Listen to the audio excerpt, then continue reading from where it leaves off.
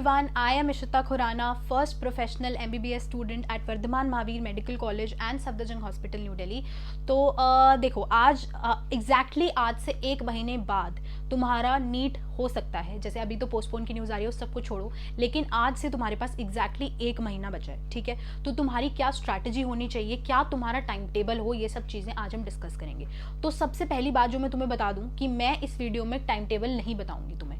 मैं इस वीडियो में तुम्हें टाइम टेबल नहीं बताऊंगी, मैं तुम्हें ये सिखाऊंगी कि टाइम टेबल तुम्हें अपना कैसे बनाना है और कैसे उसको फॉलो करना है। सबसे पहली चीज़, एक चीज़ तुम मेरी ध्यान रख लेना कि मैं तुम्हें अगर टाइम टेबल दे दूं ना तो वो प्रैक्टिकली इम्पॉसिबल होता है कि अगर मैं तुम्हें कह दूं कि तुम 10 बजे ही खाना खाना या 11 बजे ही रेस्ट लेना, तो वो इम्पॉसिबल होता है, क्योंकि वो हर बंदे की एफिशिएंसी पे और हर बंदे के अपने लाइफस्टाइल पे डिपेंड करता है। तो तुम अगर रात को पढ़ना पसंद करते हो तो तुम रात को पढ़ो, जब तुम्हें लगता है कि हमारी ब्रेन हमारा सबसे ज़्यादा एक्टिव है तो तुम रात को पढ़ो। अगर तुम्हें लगता है कि हम दिन में 6 बजे 5 बजे उठ के पढ़ सकते हैं, हमारा ब्रेन तब ज़्यादा एक्टिव होता है, तो तुम वैसे करोगे। किसी को भी फॉलो करने की जरूरत नहीं है, कोई टॉपर है, कोई कुछ भी है। अगर मैं तुम्हें बताऊं कि मेरा टाइम टेबल ये था तो मुझे भी फॉलो करने की जरूरत नहीं है। तुम्हें खुद के अपने हिसाब से टाइम टेबल अपना खुद के लिए बनाना है। उससे ज्यादा इंपॉर्टेंट चीज एक चीज का एक ध्यान रखना है, एक बहुत ही इंपॉर्टेंट पॉइंट का ध्यान रखना है कि हम 2 से 5 के बीच में, तुम कभी भी उठो कभी भी सो, उससे फर्क नहीं पड़ता, तुम्हें 2 से 5 के बीच में नहीं सोना और अलर्ट रहना है। अपनी सबसे ज्यादा पूरे दिन की अलर्ट स्टेट 2 से 5 बनानी है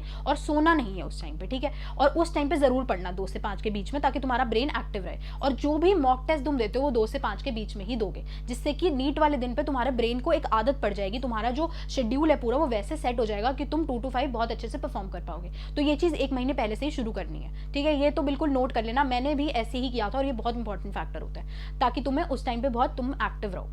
अब उसके बाद कैसे हम अपना, अगर हम आज से रिवीजन शुरू करते हैं, तुम बोलो अब 12th है तो हम 1 महीने के लिए आज से रिवीजन शुरू कर रहे हैं, तो हम कैसे करें वो मैं आपको बताऊंगी। देखो मेरे हिसाब से मैं तुम्हें जो सजेस्ट करती हूँ कि तुम जब टॉपिक्स पढ़ रहे हो, तुम कैसे भी कर सकते हो, वो तुम्हारे ऊपर डिपेंड करता है, तुम कैसे भी कर सकते हो, बट मैं सजेस्ट करूंगी कि तुम वेटेज वाइज टॉपिक्स रिवाइज करना, वेटेज वाइज रिवाइज करना। क्योंकि उसका फायदा देखो क्या होगा, फायदा ये होगा, तुम अभी रिवीजन शुरू कर रहे हो, मान लो तुम 10-15 दिन या 20 दिन तुम अपना पूरा सिलेबस रिवाइज करते हो, या जिन लोगों के बहुत अच्छा स्कोर आ रहा है वो जल्दी कर पाते हैं, 7 दिन में पूरा एक बार रिवाइज कर लेते हैं, या 15 दिन में, वो तुम्हारे ऊपर डिपेंड करता है, मैं उस पर कोई कमेंट नहीं करूंगी, ठीक है। लेकिन तुम्हें बहुत एक्सटेंड नहीं करना वो चीज़। अब तुम जब रिवीजन अपना पूरा बिल्कुल इन डिटेल अच्छे से एक बार रिवीजन स्टार्ट कर रहे हो, तो तुम वेटेज वाइज करोगे। उसका फायदा ये है कि अगर कोई हाई वेटेज टॉपिक्स में तुम्हारी कमियां होंगी ना, या तुम्हारे हाई वेटेज टॉपिक्स में कोई लग रहा होगा कि यहाँ थोड़ी सी कमी रह रही है, तो तुम अभी उसको ज्यादा टाइम थोड़ा सा दे पाओगे। लेकिन अगर वही टॉपिक्स हाई वेटेज होंगे और लास्ट में आ गए, मान लो जैसे इकोलॉजी बिल्कुल लास्ट में है 12th की और तुमने अभी शुरू से किया, तो तुम जब आखिरी दिन पहुंचोगे ना इकोलॉजी पे और तुम्हें लगेगा यार इकोलॉजी मेरी वीक है, तो तुम उसको सुधारने के लिए तुम्हारे पास टाइम नहीं बचेगा 1, और दूसरा तुम थोड़े अंडर कॉन्फिडेंट हो जाओगे कि यार मेरी इतनी बड़ी यूनिट अभी रह रही है। तो वेटेज वाइज अपनी तैयारी करना।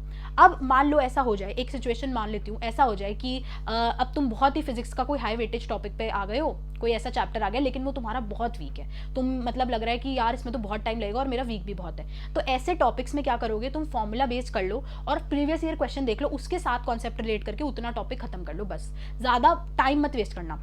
अब मैं तुम्हें सब्जेक्ट वाइज बता देती हूँ कि सब्जेक्ट वाइज हमें कैसे करना है। देखो सबसे पहली एक इंपॉर्टेंट चीज मैं जो तुम्हें बताऊंगी, बहुत लॉजिकल है, बहुत लॉजिकल, तुम्हारे लिए भी, तुम्हें भी पता होगी ये चीज, पर ध्यान से सुनना कि तुम देखो बायो और केमिस्ट्री, बायो में अगर तुम 310 स्कोर कर रहे हो और 310 से भी ज्यादा स्कोर बहुत अच्छा, 330 तुम अगर 330 तक तुम आराम से स्कोर कर सकते हो, और केमिस्ट्री में अगर तुम 150 स्कोर कर रहे हो, मान लो 310 मान लिया मैंने, और 150 तुम क्या कर रहे हो, किसमें, केमिस्ट्री में स्कोर तुमने कर लिया, केमिस्ट्री तुम्हारी अच्छी है, तो तुम इन दोनों को मिला के कितना स्कोर कर रहे हो, 460। अब मैं तुम्हें एक चीज बताती हूँ, नीट 2018 में मेरा तीनों सब्जेक्ट्स को मिला के 463 का स्कोर था।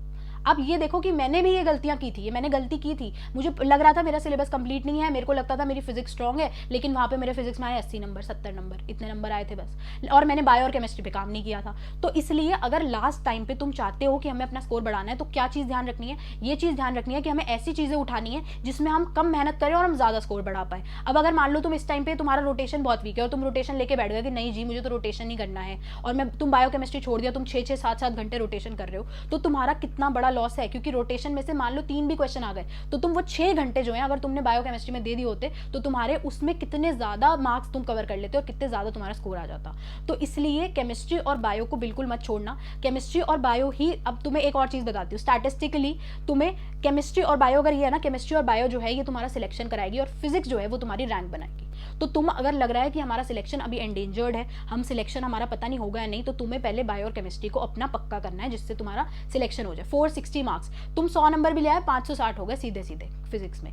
तो इसलिए पहले हम अपना सिलेक्शन करवा लेंगे, फिर हम अगर हमारा सिलेक्शन हो रखा है तो हम फिजिक्स में टाइम दे सकते हैं, हम एक्स्ट्रा क्वेश्चन कर सकते हैं। वैसे अब जरूरत नहीं है, फिजिक्स केमिस्ट्री बायो में भी बहुत अच्छा तुम स्कोर ला सकते हो। तो तुम ये चीज ध्यान रखना, अगर सिलेबस कंप्लीट नहीं है तो टाइम बायो और केमिस्ट्री को देके स्ट्रॉन्ग कर लो। केमिस्ट्री में भी ऑर्गेनिक इनऑर्गेनिक, ऑर्गेनिक इनऑर्गेनिक ऐसा है, इनऑर्गेनिक ऐसा फ्री के नंबर है, बिल्कुल बिल्कुल फ्री के नंबर है। अच्छे से रटते जाओ बार बार। जैसे मैंने बताया था कि तुम्हें अगर तुमने मेरी स्ट्रैटेजी वीडियो देखी हो, अल्टीमेट स्ट्रैटेजी, उसमें मैंने पहले ही बोल दिया था, 1 महीने पहले, जो मैंने काफी पहले बनाई थी, उसमें बताया था कि ऑर्गेनिक और इनऑर्गेनिक के रिएक्शंस एक जगह लिख लेना सारे। अब वो टाइम आ गया है कि वो सारे रिएक्शंस को रोज बैठ के रिवाइज किया जाए। अपने वॉल पे लगा लो, रोज सुबह उठते ही ब्रश करते हुए, दूध पीते हुए, जो भी तुम करते हो उसके साथ साथ तुम वो रिएक्शंस रिवाइज कर लोगे, तो तुम देखोगे कि तुम्हें काफी सारी चीजें याद हो गई हैं। ठीक है, ये चीज तुम ध्यान रखना। अब कभी कभी ऐसा होता है, और ऑर्गेनिक केमिस्ट्री के लिए मैं अनअकैडमी में फ्री क्लासेस ले रही हूँ, 7:30 के अराउंड होती है। Telegram channel Ishita for you तुम ज्वाइन कर सकते हो, तुम्हें उससे आइडिया लग जाएगा किस टाइम क्लास है। ऑलमोस्ट हर रोज 7:30 होती है, तो वो तुम ज्वाइन कर सकते हो। बट अगर तुम्हें लग रहा है उसमें टाइम वेस्ट हो रहा है, मत करना टाइम वेस्ट। मेरे लिए तुम्हारा टाइम सबसे ज्यादा इंपॉर्टेंट है। मैं तुम्हें अपनी क्लासेस जबरदस्ती नहीं कर सकती कि तुम क्लासेस अटेंड करने के चक्कर में ये करो वो करो। तुम्हें अगर लगता है कि तुम्हें बेनिफिट हो रहा है, अगर तुम चाहते हो कि ऑर्गेनिक हमारी तुम्हें वीक है तुम्हारी और तुम सीखना चाहते हो, तो तुम मेरे साथ कर सकते हो। तुम्हारा मैं टाइम वेस्ट नहीं करवाऊंगी क्लास में। बट अगर फिर भी तुम्हें लगता है मेरी ऑर्गेनिक स्ट्रॉन्ग है, तो तुम्हारे ऊपर है कि तुम करना चाहते हो या नहीं। तुम्हें अपना टाइम पहले देखना है, ठीक है, ये चीज ध्यान रखना। अब ये 2-3 चीजें क्लियर कर दी कि बायो केमिस्ट्री को अपना स्ट्रॉन्ग रखना है, उसको नहीं छोड़ना है। फिजिक्स तुम्हें तुम्हारे ऊपर डिपेंड करेगा, लेकिन मैं यही कहूंगी कि बायो केमिस्ट्री को तुम अपना अच्छे से पकड़ के चलो, क्योंकि वो तुम्हें सिलेक्शन दिलवाएंगे। इतनी बात तो पक्की है, मेरी गांठ बांध लो। और मॉक टेस्ट जो है, मॉक टेस्ट की फ्रीक्वेंसी अब तुम कम कर सकते हो। 4 से 5 दिन के बीच में तुम उसके बाद एक मॉक टेस्ट दोगे, देना जरूर है मॉक टेस्ट, और 2 से 5 के बीच में देना है। उसके अंदर एनालिसिस करना है कि कहाँ हमारी गड़बड़ हो रही है। जो टॉपिक हाई वेटेज करते जाओगे ना, तो तुम्हारा स्कोर भी जल्दी जल्दी बढ़ेगा। ठीक है, तो तुम्हें पता चल जाएगा कहाँ कमी है। अगर हाई वेटेज जो तुमने पढ़ा है पूरे हफ्ते में, मान लो तुम 5 दिन बाद दे रहे हो, जो 5 दिन में पढ़ा है, अगर उसमें फिर से गलती हो रही है तो तुम देख के रिवाइज कर सकते हो। ये चीज ध्यान रखनी है। टेस्ट देने, एनालिसिस करना है। मॉक टेस्ट की थोड़ी फ्रीक्वेंसी कम कर देना, रिविजन की ज्यादा करनी है। ये सब चीजें मेरी हैं जो तुम्हें ध्यान रखोगे, तुम्हारे लास्ट मंथ में भी तुम बहुत अच्छा अपना सिलेक्शन कर सकते हो। और सबसे इंपॉर्टेंट चीज इसमें यह डेडिकेशन। ठीक है, डेडिकेशन बहुत जरूरी है। तुम्हें हर टाइम पढ़ना है, हर टाइम ब्रेक में भी सोचना है कि नीट कैसे होगा, और ये अपने आप होगा। अगर तुम एक अच्छे स्टूडेंट हो, तुम बहुत टाइम से पढ़ रहे हो, तुम वैसे भी अभी देखो 1 मंथ पहले तुम्हारे खुद का ब्रेन का होगा कि भाई यार मुझे पढ़ना है, नीट है मेरा 1 महीने में, क्या कर रही हूँ मैं कैसे डिस्ट्रैक्ट हो रही हूँ। ये चीज अपने अंदर से लेकर आना। ठीक है, अगर तुम चाहोगे तो मैं तुम्हारा पूरा शेड्यूल, अगर तुम कह रहे हो कि डेज वाइज बना दो कि इतने दिन में हम ये करें वो करें, वैसे वो सब पे वैरी करता है। अगर तुम कहोगे तो मैं उसकी भी एक वीडियो बना दूंगी। ठीक है, तो तुम अपने हिसाब से ये सब सेट करो और पढ़ाई पर बहुत अच्छे से ध्यान दो और कॉन्फिडेंस लूज नहीं करना। हमारा सिलेक्शन बिल्कुल होगा। अगर हम अभी पढ़ रहे हैं, क्यों नहीं होगा, हम मेहनत कर रहे हैं, हमारा सिलेक्शन जरूर होगा। ये चीज मान के चलनी, कॉन्फिडेंस लूज नहीं करना। वो गलती मत करना जो मैंने पहले साल की थी, ये गलती मत करना बिल्कुल भी। ठीक है, किसी ने भी ये गलती नहीं करनी है। अगर तुम्हें लग रहा है हम कॉन्फिडेंट नहीं है, मेरे से बात करो, मुझे इंस्टाग्राम पे मैसेज करो। मैं मानती हूँ मैं नहीं कर पाती हूँ तुम लोगों का रिप्लाई, लेकिन तुम्हें अभी कॉन्फिडेंट रहना है। हमें अपने ऊपर कॉन्फिडेंस रखना है कि हम मेहनत कर रहे हैं तो हमारा जरूर सिलेक्शन होगा। क्यों नहीं होगा, एक भी बार डाउट नहीं आना कि हमारा सिलेक्शन। तुम्हें लगेगा, मैं कहती हूँ यार ये बहुत नॉर्मल सी बात है, तुम्हें हर रोज लगेगा कि यार मेरी रैंक क्या आएगी, क्या मेरा हो पाएगा, क्या मेरे पेरेंट्स क्या सोचेंगे, दोस्त क्या सोचेंगे, ये सब चीजें आएंगी। पर हमें इस पर नहीं कॉन्सेंट्रेट करना, हमें सिर्फ पढ़ाई पे कॉन्सेंट्रेट करना है। ठीक है, तो ऐसे ही अच्छे से मेहनत करते रहो, पढ़ते रहो। मुझे कमेंट सेक्शन में बता सकते हो कोई और प्रॉब्लम अगर तुम्हें हो रही हो तो मैं उस पर वीडियो बनाने की कोशिश करूंगी। और ऐसे ही पढ़ते रहो। Stay happy, stay healthy and study smart. Confidence नहीं लूज करना है। मैं तुम्हारे साथ हूँ, तुम्हें एंड तक गाइड करूंगी। ठीक है, एंड तक तुम्हें लास्ट डे तक बताऊंगी कि क्या करना है, तुम्हें गाइड करूंगी, कॉन्फिडेंट तुम्हें करवाऊंगी, फील करवाऊंगी और तुम्हें मोटिवेट करती रहूंगी। बिल्कुल चिंता मत करना, मैं तुम्हारे साथ हूँ। ठीक है, सी यू ऑल।